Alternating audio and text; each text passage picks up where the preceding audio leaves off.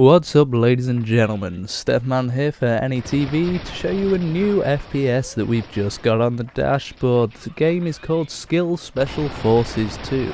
You'll see the annotation bar on the left hand side. Click number 1 to skip to the map section, number 2 to skip to the game features section, and number 3 to see my overall favourite game mode and map.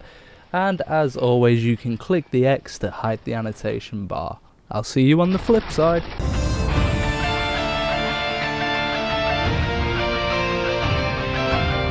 So maps, you want maps? Well, Skill has maps. It has 13 maps in total at the minute and receives new maps regularly by patches. So let's have a look at a few of the maps. You've got Building Site, you've got Cathedral, Coal Poison, Dam, Desert Camp, Hangar, Hexa, Hospital, Missile, Power Station, Russian Factory, Ryokan, Satellite, Shanghai and Station. That is a large variety of maps, so you've got everything there from hospital environments to office environments, desert environments, urban environments. What more could you ask for? Because let's face it, who doesn't like a little bit of map variety?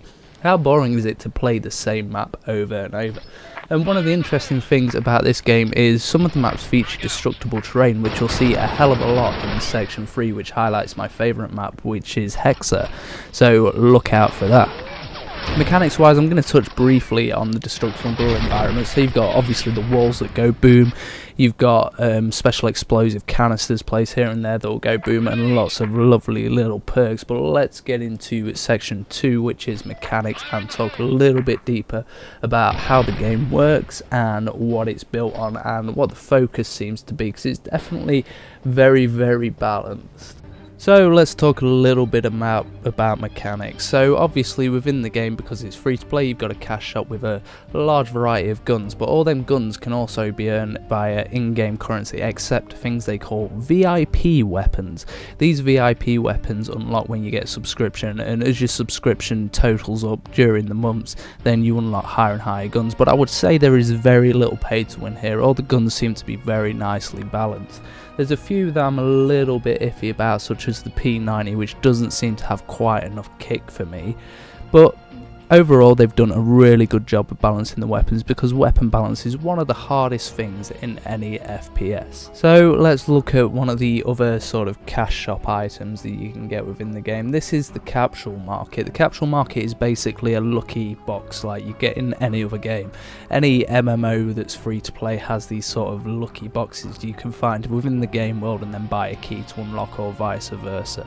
So these really just seem to offer a lot of cosmetic stuff. So like you can get the gold M4A1 Supreme and the RPK74 Drake, which is basically a really weird sort of sharky pattern that they put onto it. But on top of that, you can also get in-game currency to buy weapons, XP boosters, cosmetics, SP boosters, all that sort of thing. So there's not a major lot going on there that I've got to complain about. The other thing in the game is there is a clan system. Now I haven't explored this in great detail, so I don't really want to go into it, but I'll have a look at it over the next few days and maybe make another video if it's interesting. But I expect it is the standard clan system you would find in any sort of online FPS game. So let's get into section 3, which features my favourite map ever. This is what makes this game so fun for me, because this is something that I've never seen in an FPS before. It's like spleefing in Minecraft with guns and power-ups. How cool is that? So let's have a little look at the video footage and we'll talk a little bit about my favourite game mode. So Hexa, what the hell is Hexa mode? I bet you've got no idea, because I've not seen this in an FPS before.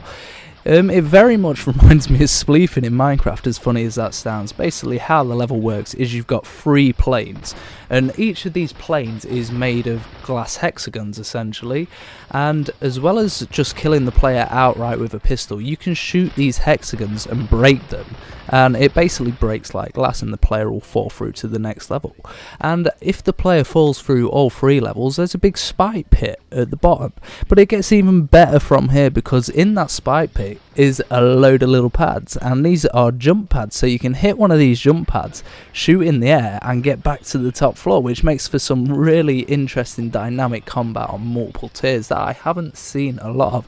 Battlefield 3 does a little bit of it, but this is just all out crazy. It's just an amazing game mode that's very, very unique and gets me very, very excited.